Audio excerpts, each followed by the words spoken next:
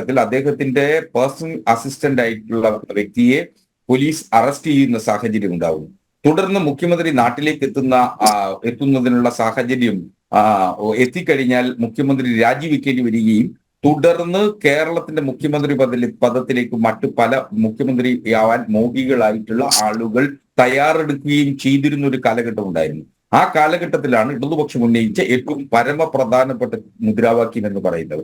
അങ്ങ് ജോൺ മുണ്ടയ്ക്കത്തിന്റെ വെളിപ്പെടുത്തലുകളിൽ നിന്നു തന്നെ നമുക്ക് മനസ്സിലാക്കാം, അന്നത്തെ എ ഗ്രൂപ്പിന്റെ പ്രബല നേതാവായിരുന്ന ശ്രീ തിരുവഞ്ചൂർ രാധാകൃഷ്ണൻ ആ എ ഗ്രൂപ്പിൽ നിന്ന് തന്നെ നിഷ്കാസിതനായി ഇപ്പോ ശ്രീ വേണുഗോപാൽ പക്ഷത്ത് നിൽക്കുന്നതായിട്ടാണ് രാഷ്ട്രീയ കേരളം അദ്ദേഹത്തെ വിലയിരുത്തിക്കൊണ്ടിരിക്കുന്നത്. അപ്പോ അന്നത്തെ പ്രബലനായിരുന്ന ശ്രീ തിരുവഞ്ചൂർ രാധാകൃഷ്ണന് ആണ് അന്ന് ഇപ്പോ ശ്രീ ജോൺ മുണ്ടയ്ക്കത്തിന്റെ വെളിപ്പെടുത്തലിൽ നിന്ന് തന്നെ നോക്കിയാൽ ഈ പി കെ കുഞ്ഞാലിക്കുട്ടിയാണ് അദ്ദേഹത്തെ ഫോണിൽ വിളിച്ചത്. മുഖ്യമന്ത്രിയായിരുന്ന ആദരണീയനായ ശ്രീ ഉമ്മൻചാണ്ടി ഒരു ഘട്ടത്തിലും അദ്ദേഹത്തെ വിളിച്ചിട്ടുണ്ടായിരുന്നില്ല.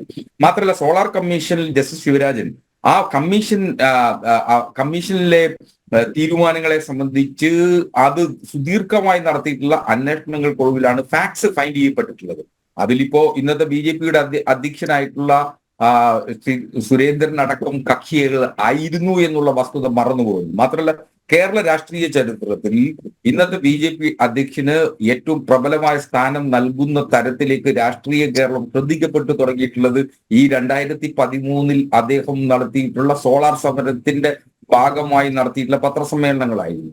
അപ്പോ അദ്ദേഹം നടത്തിയിട്ടുള്ള പത്രസമ്മേളനങ്ങളിൽ BJP-ക്ക് ഇനി അത്തരത്തിൽ UDF LDF തമ്മിൽ ഒത്തീർപ്പായിരുന്നു എന്നൊരു തോന്നലുണ്ടായിരുന്നു എങ്കിൽ ആ സമരം ഏറ്റെടുക്കുന്നതിനുള്ള ഒരു അല്പം മാന്യതയെങ്കിലും അക്കാര്യത്തിൽ BJP കാണിക്കണമായിരുന്നു. BJP ആ സമരം ഏതെങ്കിലും തരത്തിൽ ഏറ്റെടുത്തു. ഞങ്ങൾ UDF സമരം ചെയ്തില്ല, സോളാർ സമരം BJP ചെയ്തില്ല. അല്ല, സമരം ചെയ്തു. നിങ്ങൾക്ക് ആ സമരം തുടർന്നു പോകാമായിരുന്നു. നിങ്ങൾ സമരം ചെയ്തു. ഞാൻ ആ കാലഘട്ടത്തിൽ ഒരു പക്ഷെ BJP സംസ്ഥാന നേതൃത്വം ഏറ്റവും ശക്തമായി സമരം മുഖത്ത് വരികയോ പത്രസമ്മേളനങ്ങൾ നടത്തുകയോ ചെയ്യുന്നതിന് പകരം ശ്രീ സുരേന്ദ്രൻ സുദീർഘമായ പത്രസമ്മേളനങ്ങൾ എല്ലാ ദിവസവും ഈ വിഷയത്തെ സംബന്ധിച്ച് സുദീർഘമായ പത്രസമ്മേളനങ്ങൾ നടത്തിയിരുന്നു. അന്ന് അങ്ങേക്ക് പരിശോധിച്ചാൽ മനസ്സിലാകും. അപ്പോ അദ്ദേഹത്തെ കേരള രാഷ്ട്രീയത്തിൽ ഇത്ര സുപരിചിതനാക്കുന്നതിന് അന്ന് നടത്തിയിട്ടുള്ള പത്രസമ്മേളനങ്ങളും അസ്കർജി, അന്ന് സുരേന്ദ്രൻ പറഞ്ഞ കാര്യമാണ് ഇന്ന് യാഥാർത്ഥ്യമായിക്കൊണ്ടിരിക്കുന്നത്. നിങ്ങൾ പരസ്പര സഹായ സഹകരണം അന്ന് കൃത്യമായി പറഞ്ഞിരുന്നു. ആ കാര്യം ഇന്ന് യാഥാർത്ഥ്യമായിരിക്കുന്നു എന്നുള്ളതാണ് യാഥാർത്ഥ്യം. കേരള രാഷ്ട്രീയത്തിൽ 80-കൾക്ക് ശേഷം BJP ഉയർത്തുന്ന ഏറ്റവും പരമപ്രധാനമായിട്ടുള്ള സ്പേസ് മേക്കിംഗ് ടെക്നിക് എന്ന് പറയുന്നതാണ് ഈ ഒത്തുതീർപ്പ് രാഷ്ട്രീയം. കാരണം ഇടതുപക്ഷവും വലതുപക്ഷവും എന്ന നിലയിൽ കേരളത്തിൽ രണ്ട് ധ്രുവീകരണം നിൽക്കുമ്പോൾ സ്വാഭാവികമായും മൂന്നാം പക്ഷം എന്ന് വരണം എന്നുണ്ടെങ്കിൽ ഞങ്ങൾ തമ്മിൽ ഒത്തുതീർപ്പാണെന്ന് വരുത്തി തീർക്കുകയെങ്കിലും വേണമല്ലോ.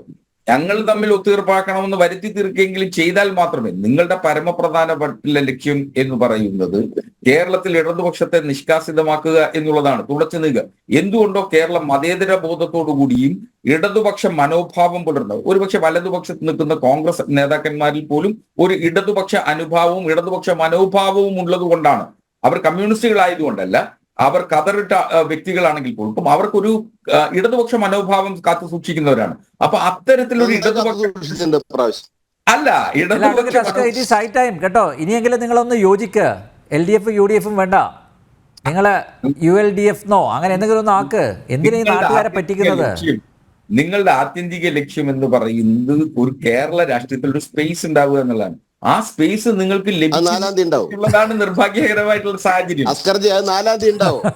അസ്കർജിയുടെ മുഖത്ത് വരുന്ന ചിരി എന്താണെന്നറിയോ? നമ്മള് രാഷ്ട്രീയം വിട്ടുകൊണ്ട് ഈ ഹസ്കർ എന്ന് പറയുന്ന ആൾക്ക് ഒരു പരിധി വിട്ട് തുണ പറയാൻ സാധിക്കില്ല. അദ്ദേഹം വളരെ ജെന്റലായിട്ട് കാര്യങ്ങളെ നോക്കിക്കാണുന്ന ഒരാളാണ്. അദ്ദേഹത്തിന് ഇപ്പോ സംഭവിക്കുന്നത് എന്താന്ന് വെച്ചാൽ ഈ തട്ടിപ്പ് പുറത്തു വന്നപ്പോൾ ന്യായീകരിക്കാൻ പറ്റുന്നില്ല. അപ്പൊ അദ്ദേഹം BJP-യുടെ സ്പേസിനെ കുറിച്ചും BJP-യുടെ സമരത്തെ കുറിച്ചൊക്കെ പറയുന്നതാണ്. 100% ശരിയാണ്. BJP-യുടെ സ്പേസ് കൃത്യമായിട്ട് BJP ഉപയോഗിച്ചിട്ടുണ്ട്. BJP സമരത്തിൽ മുന്നോട്ട് നിന്നിട്ടുണ്ട്. അവിടെ നിങ്ങൾക്ക് ആർക്കും അതിനെ എതിർക്കാൻ സാധിക്കില്ല. നിങ്ങൾ ഒരുമിച്ചാണ്, ഞങ്ങൾ ഇപ്പുറത്താണ്. അല്ല, അന്ന് പറഞ്ഞത് ശരിയായി, അതല്ലേ കാണിക്കുന്നത്. ഇപ്പോ അന്ന് K. സുരേന്ദ്രൻ താങ്കൾ പറഞ്ഞു, നിരവധി വാർത്താസമ്മേളനങ്ങൾ നടത്തി. സുരേന്ദ്രന് അദ്ദേഹത്തിൻ്റെ പ്രതിഭ, രാഷ്ട്രീയക്കാരെന്ന നിലയിൽ പ്രതിഭ തെളിയിക്കാനുള്ള അവസരമായിരുന്നു. താങ്ക്സ് ടു സോളാർ സമരം എന്നൊക്കെയാണല്ലോ താങ്കൾ പറയുന്നത്. പക്ഷേ അന്ന് വാർത്താസമ്മേളനങ്ങളിൽ സുരേന്ദ്രൻ ആവർത്തിച്ച് പറഞ്ഞത് ഇപ്പം ശരിയായിരിക്കുന്നു. അതെങ്കിലും അംഗീകരിക്കാം. അഡ്വക്കേറ്റ് അസ്കർ. അങ്ങനെയല്ല.